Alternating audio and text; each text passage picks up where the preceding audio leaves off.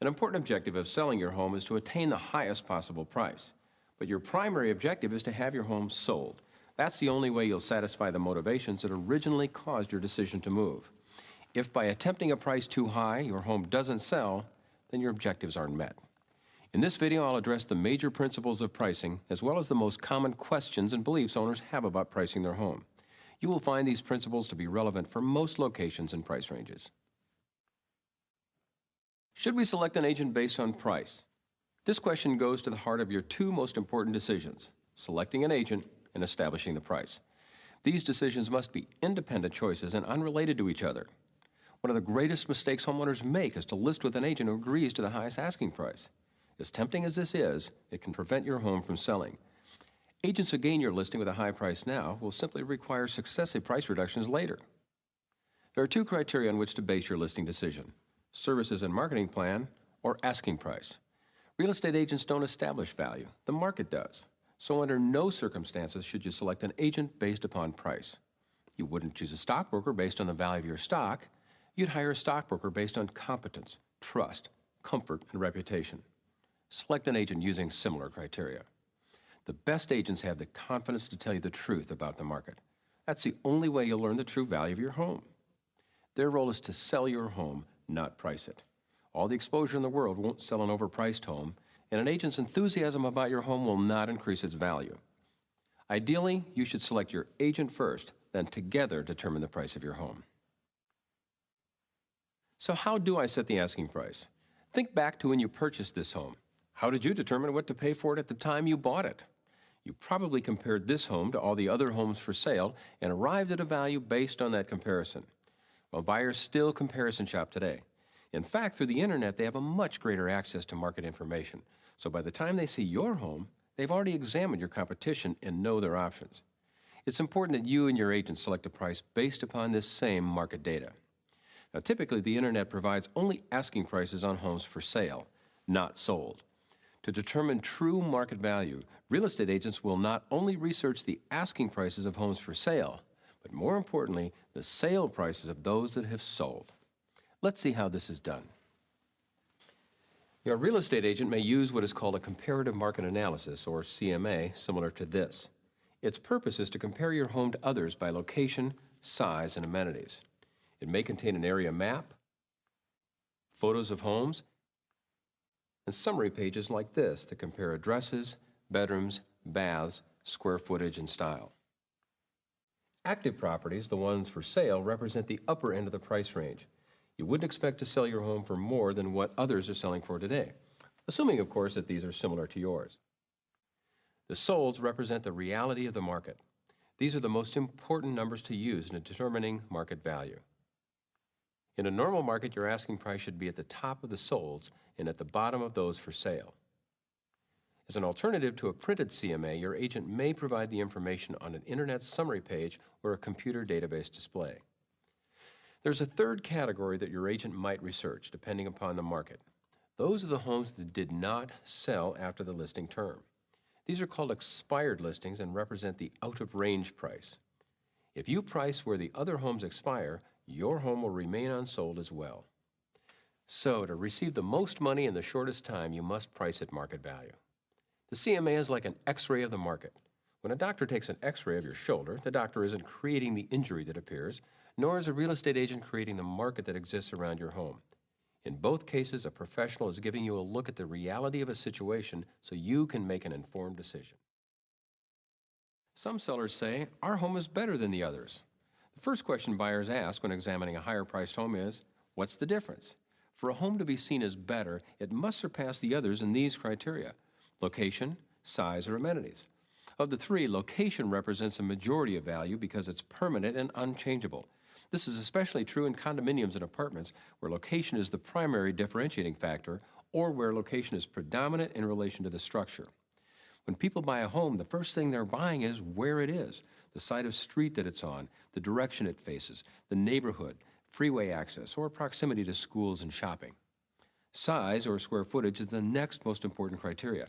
It's measured either in foundation size or total living area. Your agent will do an apples-to-apples comparison for you.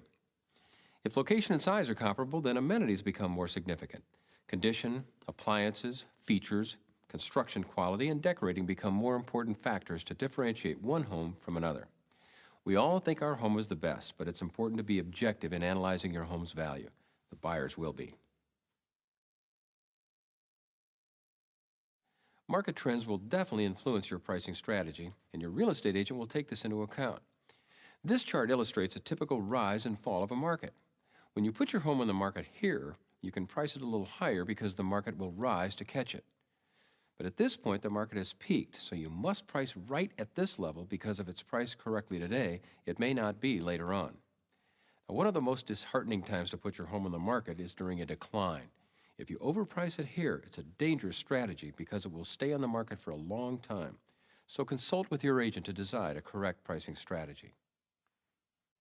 But we've had a fee appraisal higher than that. There are two criteria to consider when using a previous appraisal to determine an asking price: when it was done and for what purpose. The more recent the appraisal, the more accurate the number. Now, changes that affect the accuracy include interest rates, additional homes for sale, recent sales, and seasonal shifts. Consider having the appraisal updated by the same appraiser to see how these changes affected value.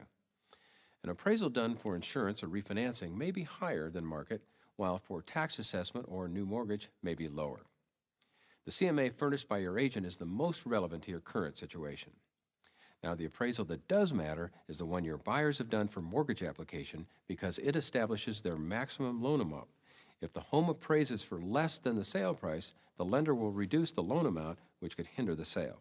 This is another good reason to price right. We paid more than that for it. If the value of your home has declined below your original purchase price, or you haven't owned it long enough to build equity, you're left with a tough choice of whether to sell at a loss or stay in the home. You must decide if the benefits of moving exceed the amount of loss. To examine this further, let's take a look at 4 principles of evaluation. They are cost, price, value, and market value. Cost represents what you paid for your home. It includes the original purchase price plus capital improvements you've made. Price is the amount you ask when you put your home on the market. Value represents what a home is worth to one person in an isolated situation. That is, value is in the eyes of the beholder. Market value is the amount that would appeal to many people and cause a sale within a reasonable period of time. Now, what is the relationship between cost and market value? Answer: there is no relationship between them. Consider this example. What if the home that you're in today is one that you acquired through inheritance, in which case your cost was 0? The question I would ask you is, how much would you try to sell it for today? The answer: we'd all try to get market value, even though we paid nothing for it. As the stock market illustrates daily, what you paid for something doesn't affect its value. That's one of the most difficult parts of marketing real estate today. People buy a home for one amount and assume they should get more than that when they sell it. In most cases, and in the long term, this does happen. So regardless of their cost, homes sell for market value. We need to get our costs out of it. While living in our homes, we add improvements, make repairs, and perform maintenance. Then at the time of sale, we try to get that investment back. The principle of substitution is another way to demonstrate how improvement costs affect value. Here's an actual example of new construction that sold for $250,000. Part of the cost of building this home was a $9,000 well. Next door, the builder built a similar home, but the water table was deeper and they had to drill through hard rock, so this well cost $17,000, $8,000 more than the other. The question is, what would this home sell for? The answer: $250,000. The fact that the builder spent an additional $8,000 doesn't matter because value is a function not of what you have in a home, but what you get out of it, and in both cases, you get water. What about the value of our improvements? Aren't there some improvements that add value to our home? Certainly there are. Bathrooms, fireplaces, and major capital improvements add more, while cosmetic changes and decorating add less. Now here's a question to help you determine this. Think of all the improvements you've made to your home up to now. At that time, were you planning to move or stay? If you'd known you were going to move today, would you have still made the improvements? The answer for many people is no way. Well, why not? The answer is because we wouldn't get our money back. The reason for putting most improvements into your home is for enjoyment, not resale. Another way to determine if an improvement adds value is to consider this. Let's say you could remove all the improvements and have your money